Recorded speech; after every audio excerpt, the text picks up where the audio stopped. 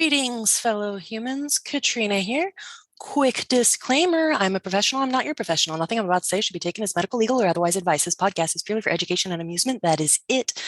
Disclaimer over. So I thought I'd talk today what I don't know about emotions that fit the facts. And this is straight out of Marsha Linehan's, you guessed it, DBT Skills Training and Handout Worksheets, second edition, that spiral bound paperback that I love so much. So I want to be clear that emotions that fit the facts does not mean that there is a quote unquote right way to feel about any particular situation. These are just examples of situations where the emotion makes a whole lot of sense. So we'll start with fear. Fear fits the facts when, number one, there's a threat to your life or that someone you care about. Number two, there is a threat to your health or that of someone you care about. Number three is that there is a threat to your well-being or that of somebody you care about. Now, there are many other things that can cause fear. I would include a perceived threat in those things because I can perceive a threat that isn't an actual threat. For example, if I fear that you don't like me because of my glasses, that is the same fear, sometimes, not always, but it can be the same type of fear as if a lion were chasing me in the wild. That's the unfortunate thing about the human mind sometimes, is that we can imagine things and then our body feels it to be so. Moving on, anger fits the facts. Number one, when an important goal is blocked or a desired activity is interrupted or prevented. Number two, you or someone you care about is attacked or hurt by others. Three, you or someone you care about is insulted or threatened by others. Number four, the integrity or status of your social group is offended or threatened. Now, let me be clear that there are many other things that can make one angry as well, but those are a few examples of anger that fits the facts.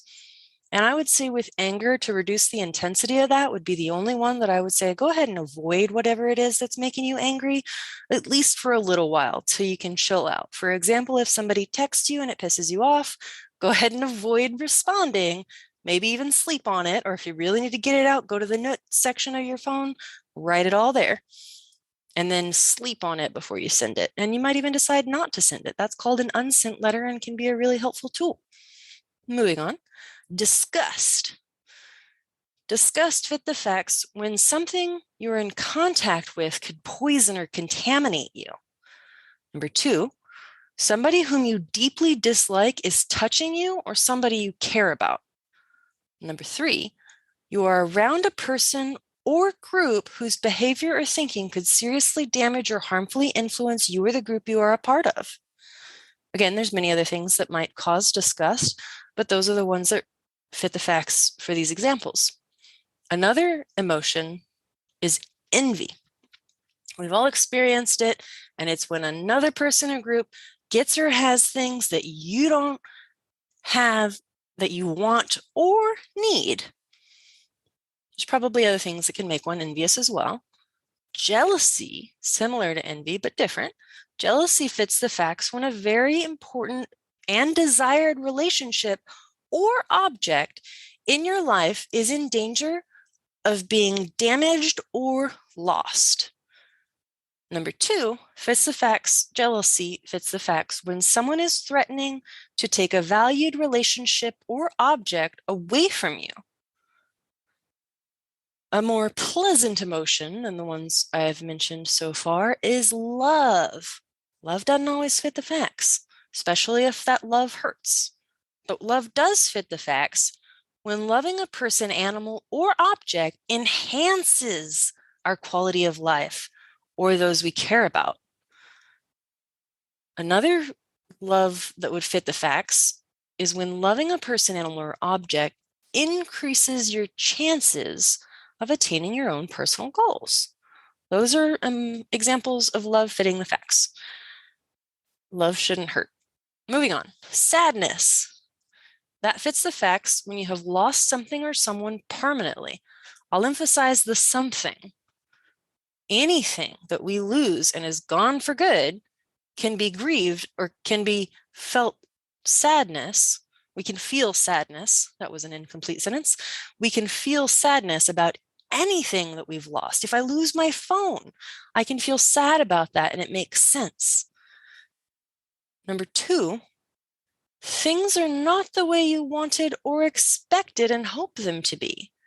When we have hope or expectations for certain things and then it doesn't go our way, it is okay to be sad about that. It totally makes sense and it fits the facts. Next emotion is shame. Shame fits the facts when you will be rejected, not when you think you'll be rejected, when you will be rejected by a person or group you care about if the characteristics of yourself or your behavior are made public.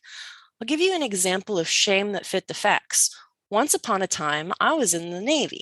And when I was in the military, there was this don't ask, don't tell rule. So it was actually illegal for me, existing as I am, to be in the military. So nobody asked and I didn't tell. But that shame was functional.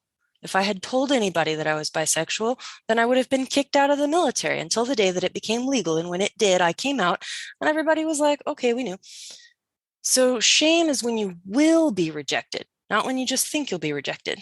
And a good way to test that is to be like, hey, what do you think about people who do X, Y, Z? And that can kind of give you a feel for what the other person thinks. But again, you can't know what somebody else thinks. And that's called, what is it called? Mind reading. When we think we know what somebody else is thinking, that can be a useful tool or a harmful cognitive distortion. It can go both ways. The last emotion I wanted to talk about, though, is guilt. Guilt fits the facts. When your own behavior violates your own values or moral code. I'll give you an example of this. Going through the self-checkout line at a grocery store, one might accidentally steal. Now, when they get home, see the receipt, they realize, oh my goodness, I stole, I didn't mean to, I feel guilty.